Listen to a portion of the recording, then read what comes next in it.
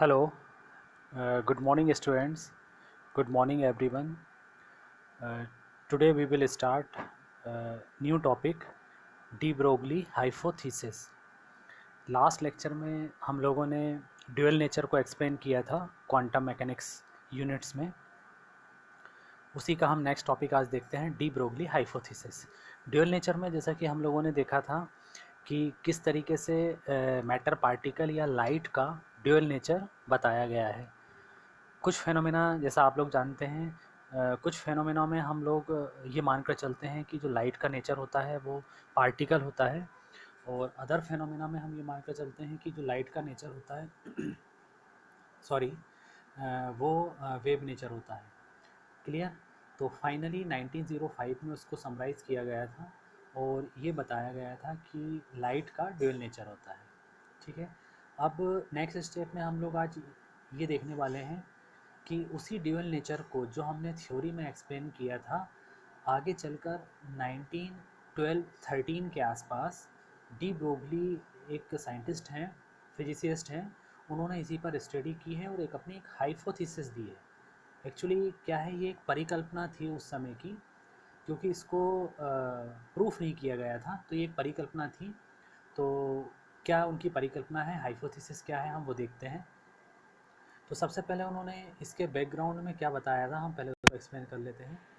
उन्होंने बताया था कि the non particle behaviour of matter was first proposed in 1923 by Louis de Broglie, a French physicist. ठीक है, in his PhD thesis, the purpose of particle also have wave-like properties. Clear? Although he did not have the ability to test this hypothesis at the time, he derived an equation to prove it using Einstein's famous mass energy relation and Planck quantum law. तो Planck question जो equation थी उसकी help से इन्होंने इसको proof किया। मतलब क्या हुआ कि 1923 के आसपास इन्होंने ड्यूअल नेचर को एक्सप्लेन किया, ड्यूअल नेचर को डिस्कस किया, उसके कॉन्सेप्ट को समझा। फाइनली उन्होंने ये बताया कि जो लाइट होती है वो उसका दोहरा नेचर होता है, वो दोनों पर डिपेंड करती है। ठीक है, पार्टिकल पे भी और वेव पे भी। तो इसी को इसमें उन्होंने हेल्प ली है आइंस्टीन के मास एनर्जी रिलेशन की, और यहाँ पर उन्होंने प्लैंक इक्वेशन की भी हेल्प ली है। तो डी ब्रोगली हाइपोथेसिस जो है, इसका यदि हम इंट्रोडक्शन देखें तो उन्होंने क्या बताया है कि इन quantum mechanics any object can behave both like wave particle duality at the sub microscopic level. अब यहाँ पर एक बात और हम एक्सप्लेन करते हैं कि पार्टिकल को हम टू पार्ट्स में डिवाइड कर सकते हैं। एक होते हैं मैक्रो पार्टिकल, दूसरे होते हैं माइक्रो पार्टिकल। तो मैक्रो मतलब जो साइज़ में बड़े होते हैं, बिग साइज़ के पार्टिकल होते हैं, तो उस केसेस में तो प्रॉब्लम नहीं जाती है। बट यदि बात माइक्रो पार्टिकल की करते हैं, जो सूक्ष्म होते हैं, बहुत छोटे साइज़ के होते हैं, तो वहाँ पर ही सारी रिसर्च या डिबेट का टॉपिक बनता है। तो उसी के लिए उन्होंने बात की है। तो उन्होंने क्या बताया है, डी ब्रोगली साहब ने यहाँ ये बताया है कि wave particle duality, an object can act as both wave and particle at a same time, this phenomena is called wave particle duality. उनका ये कहना था कि जो मैटर होता है या कोई पार्टिकल होता है या कोई लाइट है, वो एट ए टाइम वेव और पार्टिकल सेम टाइम पर दोनों के जैसा बिहेव करती है। इस फेनोमेना को उन्होंने क्या कहा, wave particle duality. So the object would have energy packets, momentum can be passed to another object, wavelength, frequency and amplitude. उन्होंने बहुत सारे यहाँ पर वेरिएबल्स हम लोगों ने लिए हैं। किस किस की बात करते हैं, जैसे एक पैकेट्स की बात करते हैं तो मोमेंटम आएगा। मोमेंटम मतलब पार्टिकल यदि एक पॉइंट से दूसरे पॉइंट तक ट्रेवल करता है तो वहाँ पर उसका कुछ मोमेंटम बनेगा। वेवलेंथ होगी, यदि हम वेव की बात करते हैं तो उसकी वेवलेंथ होगी, फ्रीक्वेंसी होगी और एम्पलीट्यूड होगा। By using photo electric effect and Compton effect we can easily describe about the wave particle duality.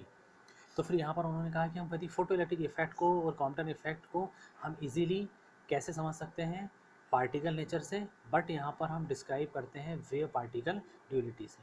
ठीक है, फोटो इलेक्ट्रिक इफेक्ट आप सभी लोग जानते हैं, स्कूल लेवल में आप लोगों ने पढ़ा है फोटोइलेक्ट्रिक इफेक्ट क्या होता है।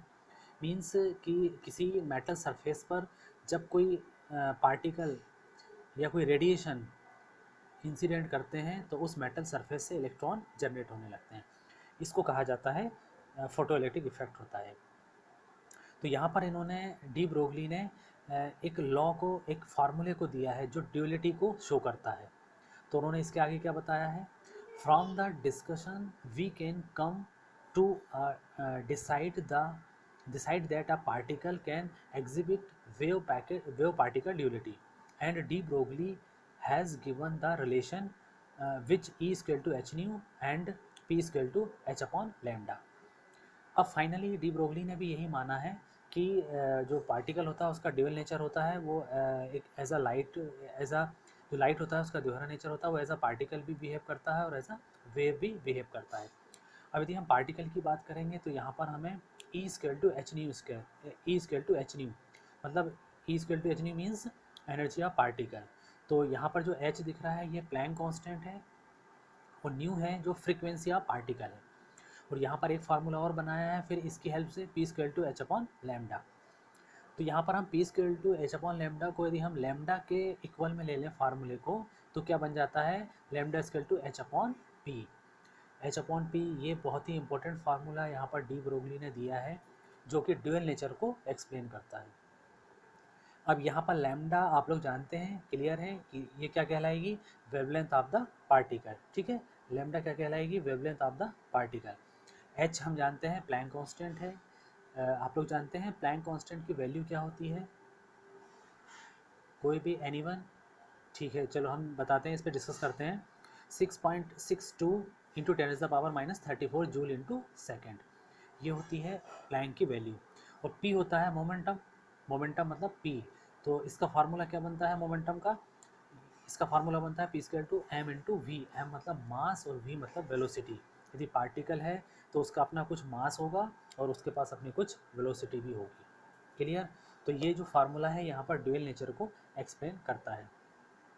अब इन्होंने आगे क्या बताया है कि a central concept of quantum mechanics duality address the indicacy of conventional concept like particle and wave to meaningfully describe the behavior of quantum objects since it cannot explain the Heisenberg uncertainty। मतलब क्या हुआ कि जिस समय de Broglie साहब का time period था उन्होंने एक बहुत अच्छा कॉन्सेप्ट दिया, ड्यूअल नेचर को फार्मूले में एक्सप्लेन किया, बट इसको वो लैब में एक्सप्लेन नहीं कर पाए। हालांकि आगे चलकर जो इन्होंने कॉन्सेप्ट दिया था तो इसको अनसर्टिनिटी में भी प्रूफ किया है और एट प्रेजेंट टाइम हम उसको मान कर चलते हैं कि जो डी ब्रोगली ने जो फार्मूला दिया है lambda square T upon P वो डेफिनेटली उसी समय भी ट्रू था, बट उसको प्रूफ नहीं किया गया था। अब फिर जब अनसर्टिनिटी प्रिंसिपल स्टार्ट होगा तो अनसर्टिनिटी प्रिंसिपल भी फिर क्या बात बताएगा हमें, अनसर्टिनिटी प्रिंसिपल में हमें ये बताया जाएगा कि माइक्रो पार्टिकल के केसेस में फिर यहाँ पर प्रॉब्लम जनरेट होगी। अनसर्टिनिटी प्रिंसिपल के लिए मैक्रो की केसेस में तो हम इजीली कैलकुलेट कर सकते हैं पार्टिकल को, लेकिन जब हम स्मॉल साइज़ के पार्टिकल की बात करते हैं तो स्मॉल साइज़ के पार्टिकल को हम उसकी हम कुछ वेरिएबल जैसे फॉर एग्ज़ाम्पल उसका मोमेंटम, फॉर एग्ज़ाम्पल उसकी पोजीशन, ठीक है, एनर्जी, टाइम, हम इसको पर्टिकुलर एक ही टाइम पर एक साथ कैलकुलेट नहीं कर सकते हैं। यहाँ पर लिमिटेशन बन जाती है माइक्रो पार्टिकल की। फिर हम नेक्स्ट लेक्चर में देखेंगे कि किस तरीके से हाइजेनबर्ग ने इसको एक्सप्लेन किया। ठीक है, आज के लिए इतना टॉपिक है, इसी को आप लोग रिवाइज करें, डी ब्रोगली हाइपोथेसिस। क्लियर, समझ में आया इतना? चलिए आज का लेक्चर यहीं पर एंड होता है। Thank you.